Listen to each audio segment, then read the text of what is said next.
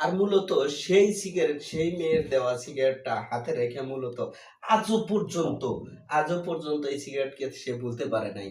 তাহলে এই সম্পর্কের নাম কি? এই সম্পর্কটা আসলে কোত্থেকে আসে? যে আবেগের কারণে আমাদের সবার বাচ্চা-কাচ্চা ভাই বিরাদের যারা এই সিগারেট ধরে। এখন চায়ের দোকানে, স্টলে বা পাড়া মহল্লায় যেখানেই যাবেন দেখবেন ছোট, ছোট ছেলেমেয়েরা এই সিগারেটটাকে ফ্যাশন ধরছে। আর বড়রাও এটাকে নিচ্ছি। বিষয়টা কিভাবে নেবেন আপনারা অবশ্যই আমার ভিডিওতে কমেন্ট করে জানাবেন।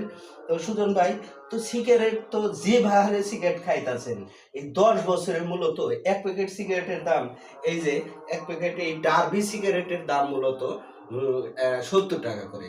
যদি ১ প্যাকেট সিগারেটের ৭০ টাকা হয়, তাহলে যে সিগারেটের পরিমাণ দেখতেছি, হ্যাঁ, এই সিগারেটগুলোই আসলে হিসাব করতে গেলে অনেক অর্থের প্রয়োজন। আপনার দিনের ইনকাম কত? এখানে কিভাবে তাহলে চলেন?